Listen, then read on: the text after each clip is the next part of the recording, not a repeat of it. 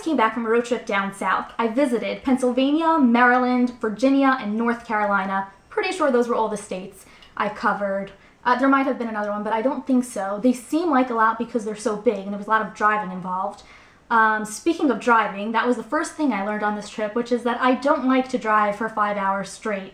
Yeah, I drove from New York to Virginia straight, and I don't want to do that again, ever.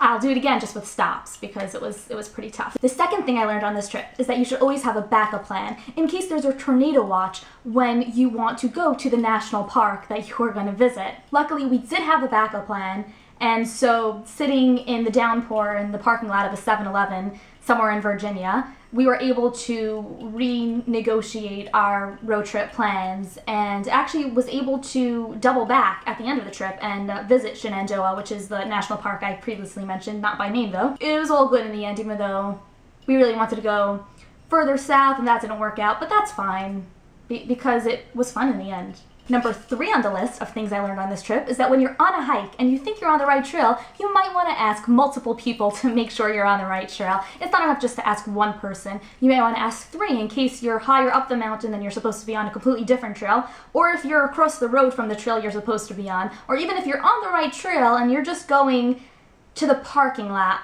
in a different place than the parking lot that you were at, so you're basically hiking to the parking lot instead of to the falls that you were supposed to hike to.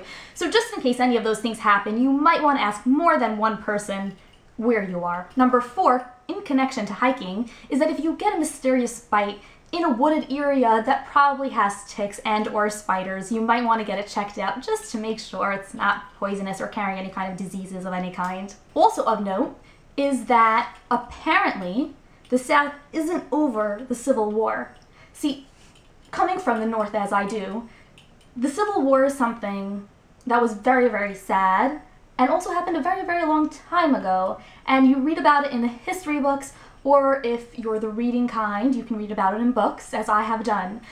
But we don't talk about it. It's not part of everyday life anywhere here, really.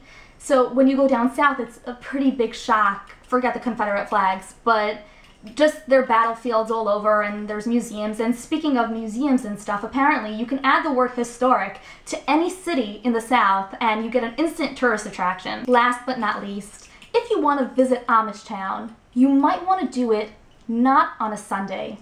I know it's shocking, but these religious people actually have a Sabbath, and then you can go visit their houses and or buy things from their workshops because they're out visiting their friends and families. You can still wave to them because they wave back.